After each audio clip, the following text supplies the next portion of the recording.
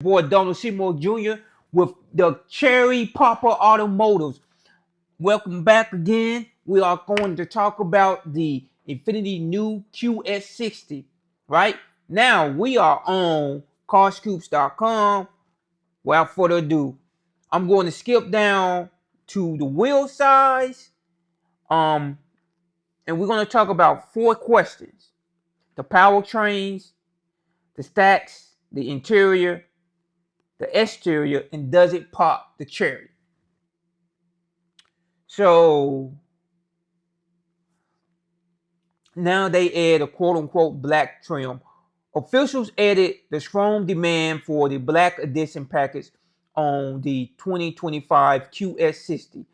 Helped pave the way for the new sports trim. Much like that version, the sports is designed to appeal to customers looking for something more aggressive. The aggressiveness is immediately apparent as the QS60 Sport is distinguished by a unique mesh grille with an illuminated Infiniti logo. They're joined by a sporty front lip finished in a gloss black. Okay? The dark theme continued further back as the crossover rides on an exclusive 20-inch gloss black wheels, black side molding, roof wells, and door mirrors. If those telltale signs weren't enough, the model wears etched badging on the lift gate. 4 different colors are available, including mineral black, grand blue, graphite saddle, and radiant white. The latter 2 can be also paired with a contrasted black obsidian roof. So, okay, that's interesting. We're going to skip down to the powertrain. Despite wearing the sport moniker, the crossover has a familiar 2.0 VC, sound like V6, VC, and that's going to get a customer messed up because they're going to think they're saying V6. It's VC turbo 4-cylinder engine that produces 268 horsepower, 200 kilowatts, 272 PS, and 286 pound-feet of torque, 387 newton meters of torque. So the torque curve is not that bad, but I'm wondering where the torque comes in. It's connected to a 9-speed automatic transmission and a standard all-wheel drive system.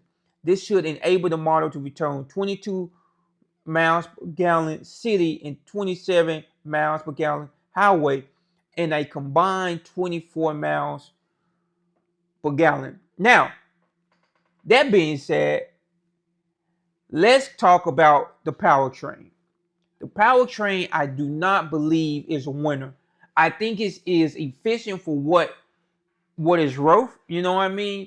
I think for an individual who wants a vehicle to get from point A to point B, I think it's efficient. However, I think what's problematic is when you are in this price bracket, I'm expecting a lot more power. I'm at least expecting 340 horsepower or 350, right? And that's a reasonable get up and go horsepower.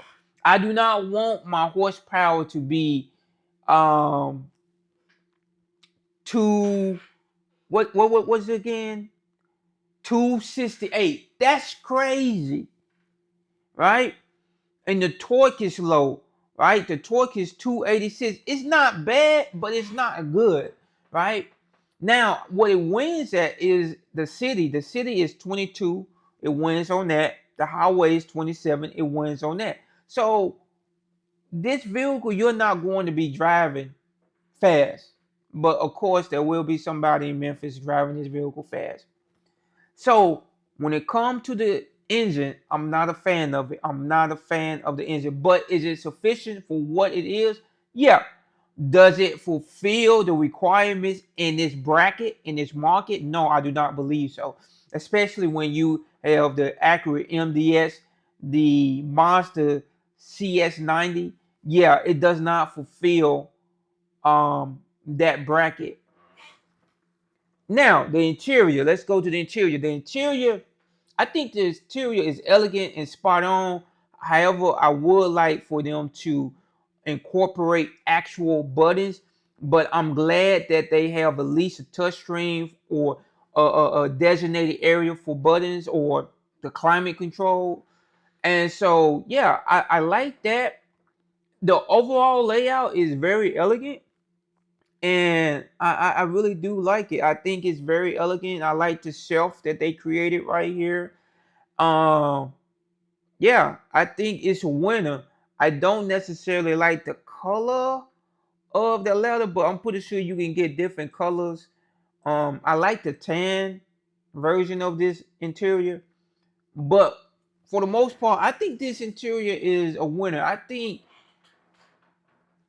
Mercedes, BMW has lost their way, and I think this is a great opportunity for Infiniti, Mazda, Acura to really capitalize off of that. Now, is the interior great? I think it's a passable. I think it's a good choice. I really do. I think they did a great job designing. Now, moving to the exterior. Yeah. The exterior, I am a fan of the exterior, but I do honestly wholeheartedly believe that it is a letdown from the previous or the first iteration. It's not as resolved in the front fascia as the previous iteration. Let me bring that back up really quickly. It's not resolved in the front fascia as I would like it to be. And so yeah, it's really not. And so Qx60, yeah, I don't believe that it's as resolved as the original iteration. And this is the original iteration. Excuse me. Yeah, the original iteration is way more um resolved and way more concurrent. This is it's like they changed it for the sake of saying that they did a refresh. I'm not feeling this at all. I'm not feeling the exterior at all. I think the interior, I'm glad that they kept it the same, but this front fascia right here, uh it's not, I'm not feeling it. It just doesn't, yeah, it's not outdoing this. This has a more cohesive vibe and feel to it, more luxury. And so yeah, and it's simplified. And they actually kind of complicated the front fascia. So that being said, the interior, what grade would I give the interior? Okay, let me start out. What grade would I give the powertrain? I give it a D. What grade would I give the interior? I give it a B. What grade would I give the exterior? If I'm going to be honest and transparent with myself and with my heart, I'm going to say I give the exterior a C, because the previous iteration, in my opinion, I think they did a knocked out job. They did an awesome job. So the previous iteration or the first iteration,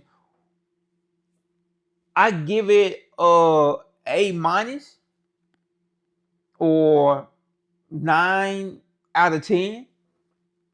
So yeah, and the interior, I give it, excuse me, a 9 out of 10. So this brings me to my question: does it pop the cherry?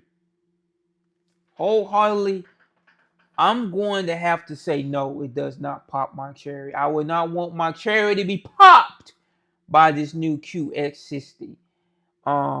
Thank you. This has been Donald Seymour Jr. It's been fun. Leave your comments in the comment section below. I will get back to you guys. This is Poppin' Cherry. And don't forget to check my book out, Kevlar the Killer Bear. The link is in the description below. Thank you.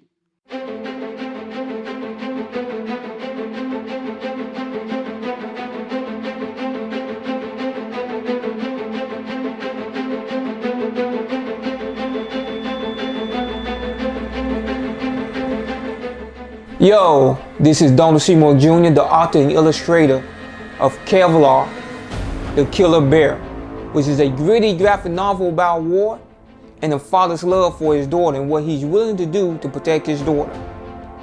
Thank you for watching the teaser trailer, and don't forget to click the link, and have a great day. I'm out.